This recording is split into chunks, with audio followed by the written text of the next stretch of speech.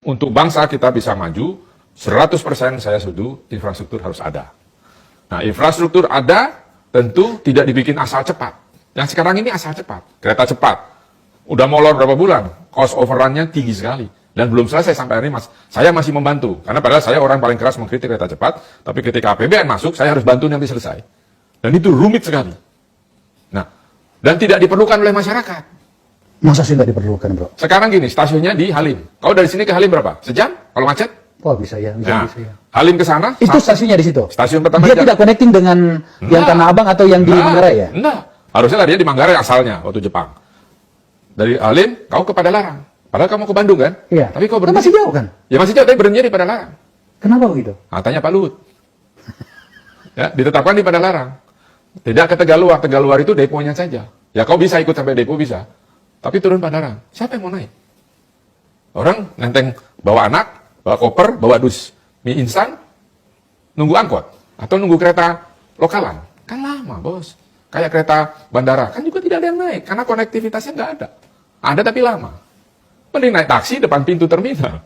Kereta bandara belum efektif? Nggak ada yang naik, bos. Karena kereta bandara yang di dalamnya itu bukan di dalam terminal, tapi di luar terminal. Coba kau ke bandara internasional sebut aja, kau kan juga traveler. Tapi aku nggak pernah pakai, bos. Ya kalau pakai, masa nggak pernah pakai? Belum pernah pakai. Yang di sini? Yang di sini. Ya nggak tahu kau di luar negeri. Oh, di luar. Wah. Nah, kan kau pakai efektif, bos. Turun, kau bawa boarding pass. Iya. Naik kereta ke terminal mana? Iya, betul. Kau di sini kan, kau turun, naik kereta itu muter.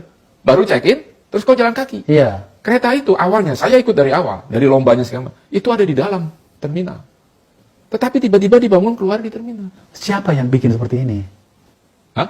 Yang kan Pak Menteri Perhubungan lah tanya. Kenapa dipindah ke depan? Padahal ini di dalam. Desain awalnya tuh di dalam. Saya ngerti betul karena saya ikut. Di dalam. Jadi antara terminal 1, 2, 3, 4 namanya, itu di dalam. Dulu check-in counter common-nya, itu antara terminal 1, terminal 2. Berhenti cek kayak di Singapura itu, kau turun, kau check-in, terus boarding pass, kau naik itu. Iya.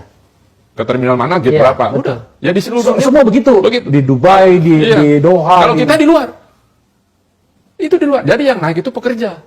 Padahal dulu di luar itu ada Damri yang mutar, terminal 1, 2, 3 itu ada Damri. Kenapa ada kereta itu? Itu 900 miliar. Jadi sekarang mubazir, bos. Itu yang saya bilang kenapa saya kritisi. Karena saya sebenarnya saya juga nggak dapat duit dari kritis itu kan, tapi maksudnya yang bener lah. Dulu saya pernah ingat awal-awal Pak Jokowi, pokoknya harus bangun infrastruktur, dikorupsi silahkan kalian korupsi, tapi barangnya ada. Saya selalu bilang gitu waktu itu. Nah ternyata karena pengalaman Hambalang kan, barangnya nggak ada, ini barangnya ada jadi. Dan sekarang jangan jadi, tapi harus 30 tahun tahan, 1 tahun udah jebol. Nah, cuman ini, gitu. Itu kenapa saya keras, karena itu kos buat kami, buat kita bangsa Indonesia. Kertajati. Kenapa dengan Kertajati? Kertajati itu kan diantah berantah begitu. Siapa yang mau naik di Majalengka? Wedding di situ. Kacau. Saya sudah nggak ada. Itu sebulan 5 sampai 6 M biaya maintenance listrik, air dan sebagainya. Jadi tidak ada pesawat di sana sekarang? Tidak ada, bos. Siapa yang mau ke situ? Katanya tuh haji.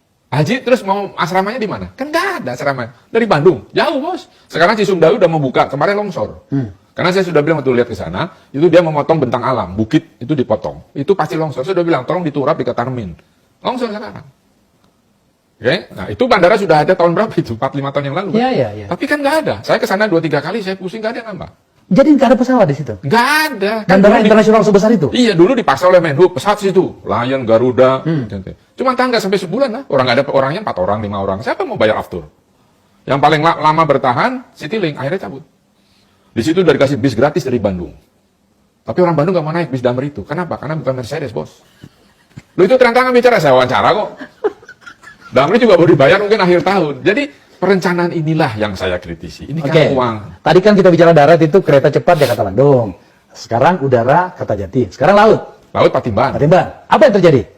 Begini, Patimban itu kan Pak Presiden mengatakan bahwa ini pelabuhan kedua terbesar setelah Tanjung Priok. Artinya motor vessel yang gede-gede akan berlayar di situ. Kesanalah saya lihat. Dalamnya cuma 7-9 meter. Mana? 7 sampai 9 meter. Itu kan sudah nggak bisa, kapal motor vessel yang gede nggak bisa masuk, bos. Kandas dia. Oke. Harusnya 14 meter. 14 meter. Coba dikeruk. Udah dikeruk, naik lagi. Kita pakai heli dari atas ngeliat, kira-kira 300-400 meter ada muara sungai. Nah, disitulah sedimentasi lari ke situ. Satu. Kemudian juga ada salah konstruksi di pelabuhannya itu. Nah, terus gimana? Jadi belum ada kapal ke sana. Itu waktu itu diresmikan, belum laporan ke IMO, belum laporan apa, tanda-tanda rambu-rambu belum ada, sudah diresmikan. Saya cuma bilang, ini kan pelabuhan swasta loh, ini 43% atau 42% CT, sisanya Indika. Lalu ada Pelindo, karena Pelindo BUP-nya harus BUP 10%. 10%. Ya sisanya kan Jepang, tapi Jepangnya belum masuk-masuk nih. Jepangnya itu kan gantinya Cilamaya, Bos. Ketika Pak JK membatalkan Cilamaya, kan digantinya Patimban.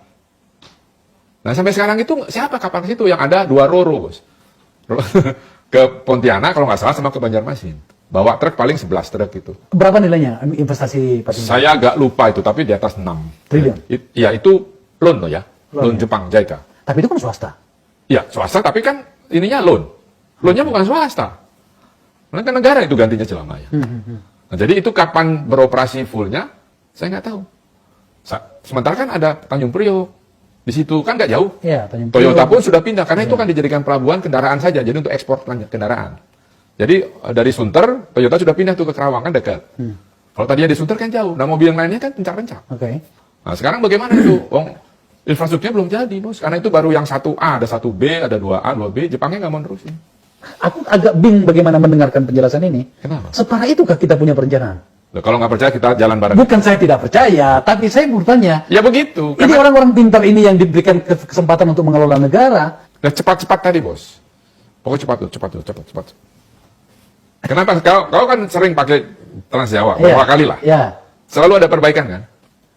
Bahkan tidak pernah berhenti perbaikannya. Nah, kenapa bisa begitu? Padahal itu, yang konkret gitu, yang konstruksi betonan, itu tahannya 30 tahun. Kenapa dibikinnya pakai itu karena supaya tahan 30 tahun? Apa yang terjadi? Setahun, 2 tahun udah pecah. Itu jalan tol Simatupang itu, Bro, yang di Jakarta ini. Saya sampai sekarang bertanya, kenapa tidak pernah berhenti diperbaiki terus-menerus, nggak jelas. Gini, pertama karena odol. Overdimension, overload truck, yang gede. Itu kan dibiarkan. Itu merusak jalan. Satu. Kenapa dia merusak jalan? Karena pada waktu, ini kan kebanyakan timbunan di tanah diratakan. Nah, tanah itu ketika ditimbun lapis pertama, dia harus dibiarkan beberapa hari dulu. Ini alam, Bos. Kau nggak bisa teknologi bisa dipakai, tapi harus. Ini belum waktunya timpa lagi. Belum waktunya timpa lagi. Jadi dia belum mengikat tuh antar lapisan tanah. Sehingga ada rongga. Ketika dilewati beban sangat berat odol tadi, pecah dia. Bawa pecah atas pecah kan. Nah, pastinya tidak pernah bisa berhenti. Padahal itu harusnya tahan 30 tahun. Menurut para ahli, itu bukan saya ngomong. Iya, saya kan biasanya ke bandara lewat situ. Datang malam ada pekerjaan. Malam jam 1 malam itu macet. Gimana ceritanya? Udah lihat, Makanya setiap 2 tahun harus naik tarifnya kan, karena buat betulin itu. Jadi bukan ngarang, terus kita congkel gitu. Batunya itu tidak di-crushing, jadi semen sama batu lepas kan. Saya ngajak ahli konstruksi jalan loh, bukan, makanya saya tanya, ini kenapa? Gitu, Bos. Apalagi yang Sumatera, yang di rawa-rawa itu terbanggi besar. Iya. Udah, Bos. Kayak kubangan. Ya sekarang lebaran rapi bisa lewat. Tapi itu sebentar lagi turun lagi, pecah lagi. Karena di rawa. Kan harusnya dipancang. Divakum dulu, pancang. Vakum, pancang. Kering dia. Orang pandai banyak di sini. Cuma yang ngawasin nggak ada. Tapi dibayar. Coba kau lihat bedanya bangunan LRT dengan MRT, kan berbeda. Iya. Jepang itu kan nggak mau tahu, dia mahal, nggak mau. Gua mau. Kita, cincai lah, ini bisa juga lurus ini. Makanya nggak heran tiangnya KCIC, kereta cepat miring semua. Ya karena begitu. Kan miring kan dibongkar. Makanya Cina nggak mau lanjutin bangun dulu, nggak miring deh. Sama sistem sinyalnya pakai seluler kan belum beres. Lah saya ngomong gini, gua kerjain, jadi gua tahu benar di mana ini. Gimana sih dulu bikin perencanaannya? Banyak kali problem kita, Gus. Banyak. Kau undang aku sini